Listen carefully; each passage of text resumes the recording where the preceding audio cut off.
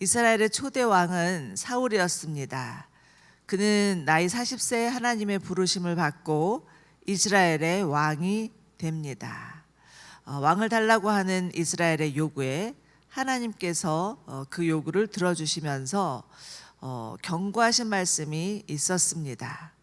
필히 너희가 요구하는 인간 왕은 너희에게 불이익을 가져다 줄 것이라는 것이었습니다. 인간 왕은 막강한 권력을 소유하게 될 것이고 과다한 노동과 세금을 너희에게 부과하게 될 것이고 땅을 임으로 차지하게 될 것이고 너희의 아들과 딸들을 필히 왕의 노예로 삼을 것이라 라는 경고의 말씀을 주셨습니다. 그럼에도 불구하고 이스라엘은 귀담아 듣지 않았습니다. 그리고 하나님과 사무엘에게 우리도 다른 나라들처럼 왕을 주십시오. 우리도 다른 나라와 같이 우리의 왕이 있어서 우리를 다스리게 하고 우리 앞서 나가서 싸움을 싸우게 하여 주십시오라고 강력하게 요구한 것이었습니다. 여러분, 이처럼 이스라엘의 왕정 요구는 다른 나라들처럼 되는 것이었습니다. 하나님이 이스라엘을 거룩한 하나님의 백성으로 구별하여 불러주셨음에도 불구하고 이스라엘의 원함은 다른 나라처럼 세상처럼 사는 것이었습니다. 그런데 이것은 엄밀하게 말해서 하나님께서 이스라엘과 맺은 언약의 관계를 스스로 포기하겠다는 말이었고 하나님과 이스라엘 사이의 언약 관계에 위기를 가져오는 일이었습니다. 오늘 본문은 바로 하나님이 예고하신 인간 왕으로 인해 발생하는 문제, 그 전조 증상을 보여주고 있는 한 사건을 다루고 있습니다. 이스라엘의 초대 왕이 된 사울은 하나님을 대신하여서 이스라엘을 다스려야 하는 책무를 맡게 되었는데 우선적으로는 나라를 지키기 위한 전쟁을 수행하는 일이었습니다. 자, 2절을 보시면 사울이 왕이 된 지 2년 차가 되던 해에 군대 조직을 개편하는 것을 볼 수가 있습니다. 2,000명의 군사를 자신의 정규군으로 그리고 1,000명의 군사를 자신의 아들 요나단의 정규군으로 편입하게 만듭니다. 그동안은 필요할 때마다 백성들을 소집해서 군사를 모집하고 전쟁에 대비하곤 했는데 이제는 그 적의 침입을 대비하기 위해서 미리 훈련을 시키고자 정규군을 모집한 것이죠. 그리고 나서 요나단은 게바에 있는 블레셋 진영을 선제 공격하는데 여러분, 우리가 알다시피 블레셋은 이스라엘의 대적이었습니다. 이스라엘 서쪽 해안의 도시국가로서 틈만 나면 이스라엘을 상대로 전쟁을 일으키는 민족이었죠. 사울은 이스라엘로 하여금 용기를 북돋으면서 블레셋을 향해서 전진하기를 요구하고 있습니다. 그런데 지금 이스라엘과 싸우기 위해서 대열을 갖춘 블레셋 군대를 보니 무려 전차가 3만 명이고 기마병이 6천 명, 그리고 그 군사는 해변에 모래알같이 셀 수도 없이 많았더라라고 기록되어 있습니다. 정말이지 상대가 되지 않는 싸움이었습니다. 당시 블레셋 족속들은 철기 문명을 가진 자들이었죠. 다시 말해서 싸움에 능한 민족이었습니다. 이에 비해서 이스라엘은 이제 겨우 정규군을 편성한 지 얼마 안 되는 그런 새내기 군사들이었죠. 그러니 이 블레셋 군대를 바라보고 있는 이스라엘의 반응은 어떠했겠습니까? 6절과 7절에 나와 있는데요. 다시 한번 보시기 바랍니다. 이스라엘 사람들은 자신들이 위급하게 된 것을 깨닫고 동굴과 수풀과 바위 틈과 구덩이와 웅덩이에 숨어버렸습니다. 몇몇 히브리 사람들은 요단강 건너 갓과 길랄 땅에 가기도 했고요. 또 사울은 길갈에 남아 있었지만 그와 함께 있었던 모든 군대는 두려움으로 떨고 있었다라고 말씀하고 있습니다. 한마디로 혼비백산해서 칼자루 한번 휘둘러 보지 못하고 걸음아 날 살려라 주랭랑을 치고 만 것이죠. 그만 눈에 보이는 그 상황이 너무 두려워서 싸움은커녕 도망가기에 바빴던 것입니다. 그런데 하나님이 이미 사무엘을 통해서 이스라엘 왕의 임무에 대해서 말씀하신 적이 있었는데요. 사무엘상 9장에서는 하나님은 이렇게 말씀하십니다. 이제 그 이스라엘이 왕을 달라고 요구하는 그 요구 앞에 하나님께서 사무엘에게 이제 베냐민 땅에서 한 사람이 오면 그에게 기름을 부어서 이스라엘의 지도자로 삼아라. 그는 내 백성들을 블레셋의 손에서 구해낼 자다. 그렇게 말씀을 이미 해 주십니다. 내 백성들이 내게 부르짖는 소리를 듣고 내가 그를 돌아본 것이라고 이미 전쟁에 대해서 예고해 주시죠. 즉 블레셋과의 싸움은 이미 하나님이 이기신 전쟁이라는 것을 알려주신 것입니다. 전쟁에 능하신 하나님의 손에 붙잡혀 있는 전쟁이라는 것이죠. 그런데 이것을 믿지 못했던 이스라엘은 그저 지금 당장 자신의 눈앞에 보이는 대로 반응하면서 도망쳐 버린 것입니다. 여러분, 어쩌면 우리들도 이 땅에 살아가면서 맞닥뜨리는 여러 가지 어려움과 또 고난과 또 고통 가운데 이런 이스라엘 사람들과 마찬가지로 두려워하고 싸워보지도 않은 채 겁을 내면서 도망가기에 바쁘지는 않나 모르겠습니다. 여러분, 블레셋은요, 영적인 면에서 볼 때 우리를 무너뜨리려고 하는 어두움의 세력을 상징합니다. 틈만 나면 우리들의 약점과 결점을 파고들어서 해치려고 하고 우리의 연약함과 죄를 이용하여서 무너뜨리려고 하는 사단의 공격과도 같습니다.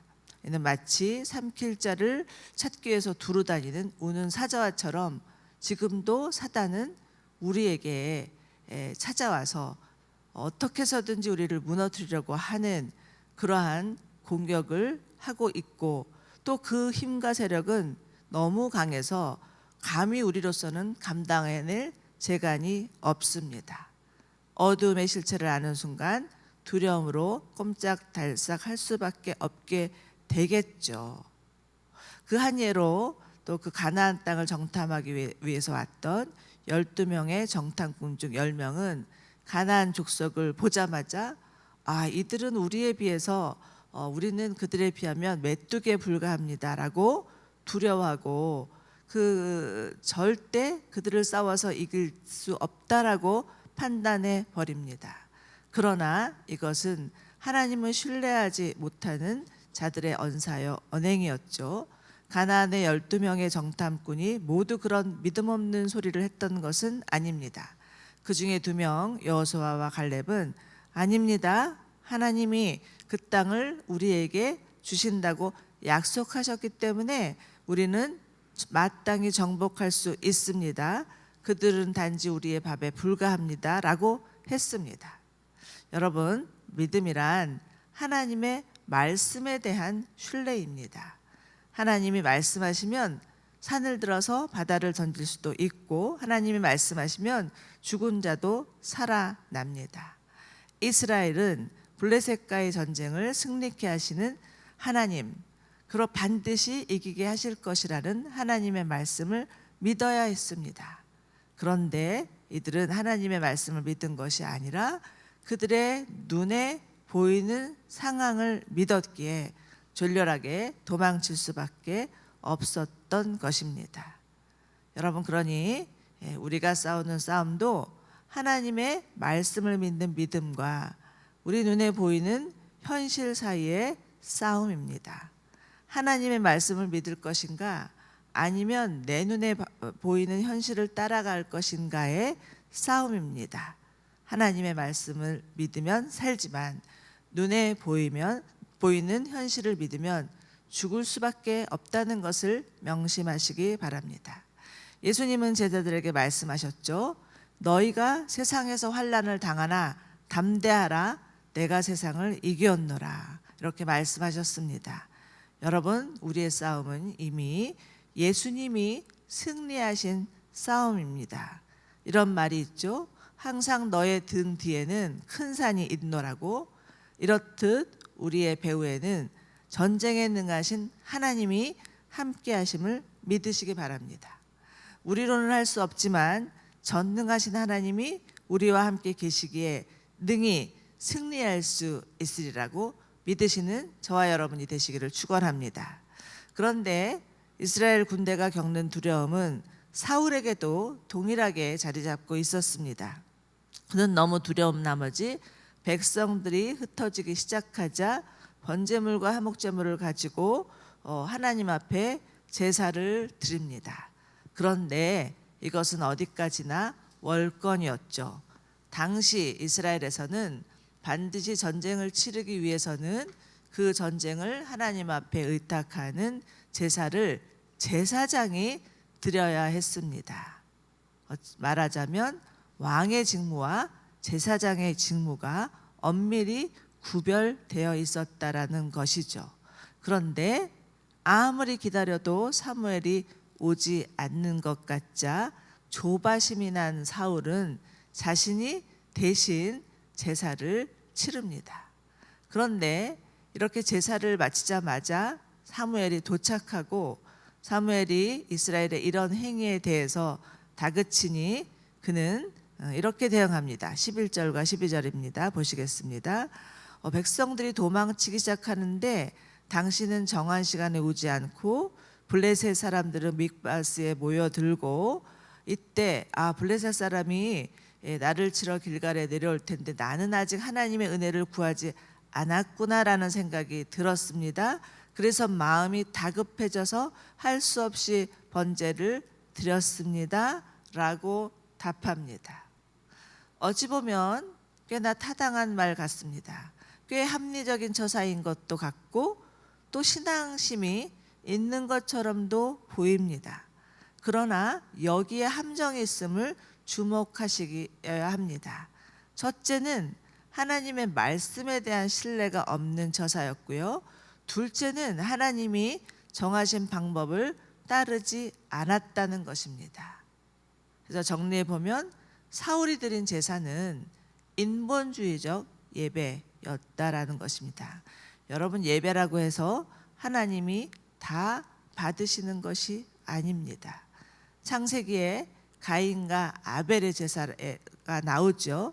하나님은 아벨의 제사는 받았지만 가인의 제사는 받지 않았노라고 말씀하시는데 이 아벨의 제사는 살펴보면 하나님 앞에 나아가기 위해서 피 흘림이 있는 제사였지만 가인의 제사는 피 흘림이 없었습니다. 그러나 하나님께 나아가기 위해서는 반드시 우리를 대신해서 누군가가 죽어야 했고 누군가 흠없는 짐승을 대신해서 하나님 앞에 바침으로 말미암아 하나님 앞에 예배할 수 있었습니다. 히브리서 9장을 보면 피 흘림이 없음즉 사함이 없노라고 말씀하신 것처럼 하나님 앞에 나아갈 때는 반드시 제물이 있어야 됐었는데 가인은 그것을 간과해 버린 것이었습니다.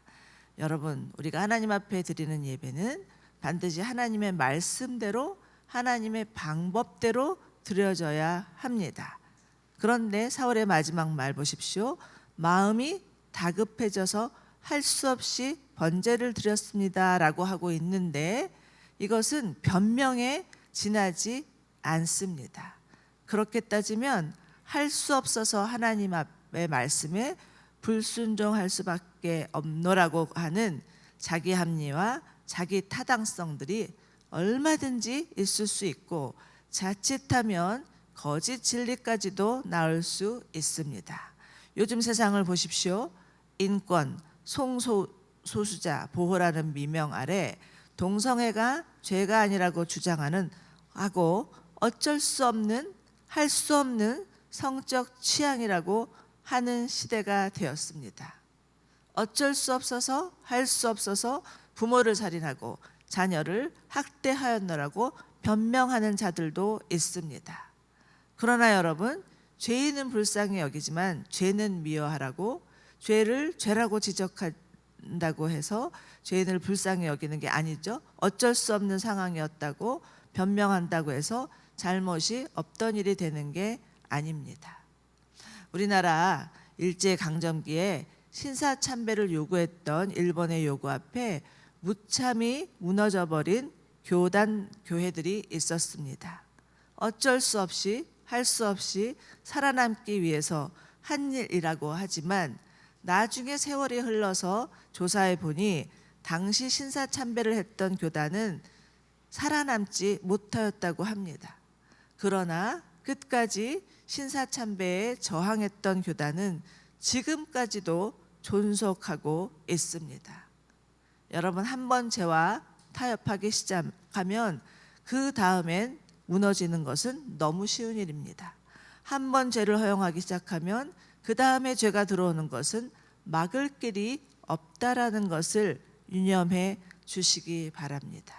우리는 언제나 하나님의 진리의 말씀 앞에 서서 무엇이 잘못되었는지 무엇이 문제였는지 잘 분별해야 됩니다. 그리고 자신의 잘못이 있을 때 하나님 앞에 정직히 나아가 회개하고 하나님의 도우심을 구할 뿐만 아니라 다시 주님의 진리의 말씀 앞에 서는 은혜가 있어야 할 것입니다. 자칫하면 그 다급함으로 인해서 죄와 혹시 타협하고 있지는 않은지, 내가 정말 어쩔 수 없다는 이유 때문에, 마음이 조급하다는 이유 때문에 하나님의 말씀 앞에 불순종하고 있지는 않은지를 살펴보는 하루가 되었으면 좋겠습니다.